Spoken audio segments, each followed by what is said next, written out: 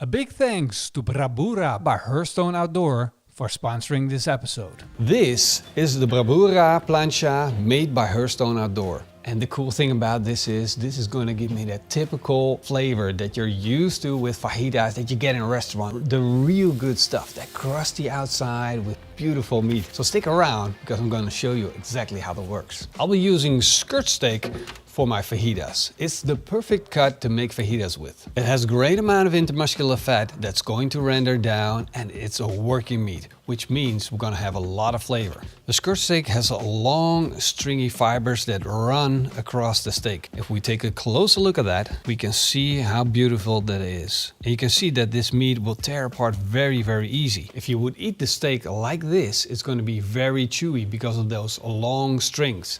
But the trick is to take that skirt steak and cut it into thin little blocks. I'm going to take my boning knife and I'm going to cut this into the long strips first, and then I'm going to slice it up to have that perfect experience that we're looking for in my fajitas. This is one of the most important steps you can do in making fajitas. Don't skip it. Besides the beautiful meat, every fajita restaurant has their own signature salsa. It's what makes them stand apart from the next restaurant. Of course, they can get the beef just like they can, but they will never be able to get that secret salsa recipe that you love so much. I'm going to give you my recipe. I'm going to start by slicing up 2 white onions. I'm going to use my chef knife to peel them, cut them in half, and then slice them into rings. Next up, 2 garlic cloves, 2 bell peppers.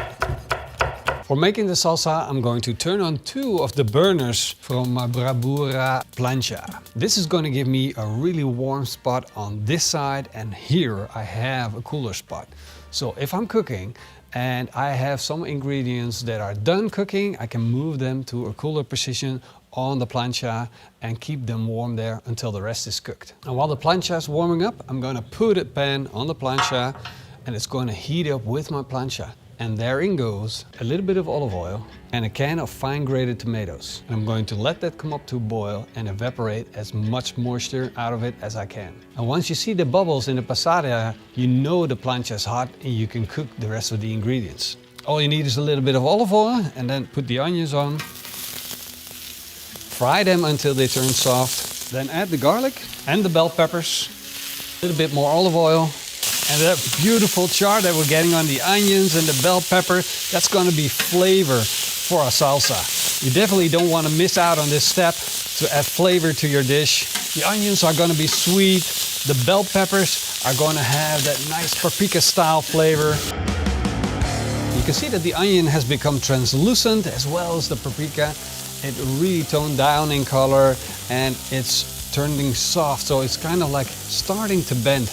That's how you know it's done and it's time to take it off the grill. The passata is done as well. You can see that most of the moisture is gone from the tomatoes, and all you're left with is this thick puree that you made yourself. And the difference between this thick puree and the one you get in a can is that this one is really, really sweet. So we don't have to add any sugars to it. It's just going to be all natural. I'm going to put the bell peppers, the onions and the garlic into the blender.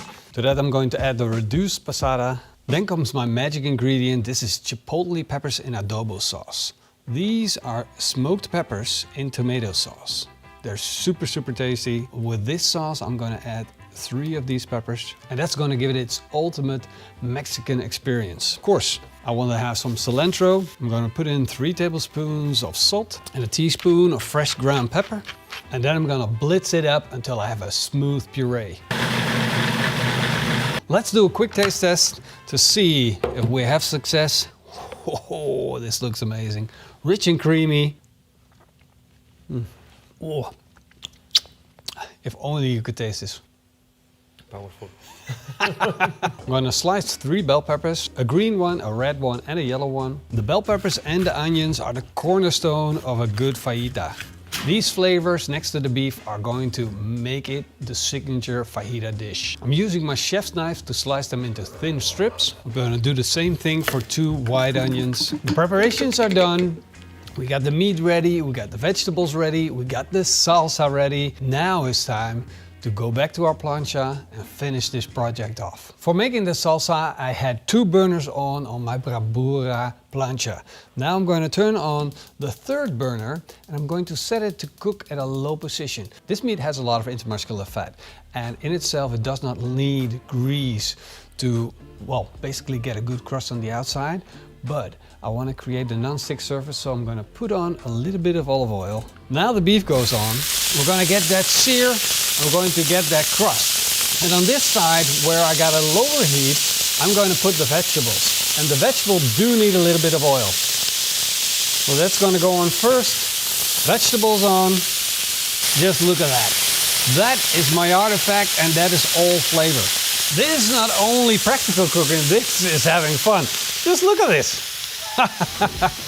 This is cooking at its best. Of course, it needs some seasoning, salt and pepper. I'm going to spread it all over. Now I'm going to take the beef off. It's been cooked well enough, and all we're going to have now is losing moisture. So I want the crunchy exterior. I want it to be like a medium rare on the inside, and then basically it's done. To finish off the onions and the bell peppers, I'm going to move it over to the beef fat. But before I do that, I'm going to take that beef fat, because it's a lot of beef fat, and I'm going to put half of it away into my dripping tray that sits underneath here. And I'm going to leave a little bit of that beef fat right there. So I'm going to move it over to the hot side, and I'm going to finish it off in that beef fat, giving it more and more flavor.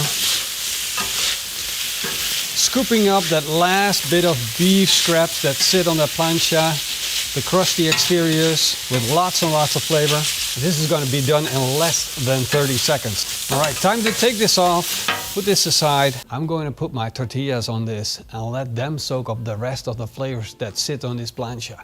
I got fireproof hands, but don't try that at home. Flip them around. Look at that beautiful crust that sits on the inside. I'm going to put a scoop of salsa on top of those tortillas. And that's our signature salsa. A little bit of bell peppers and onion. Some beef.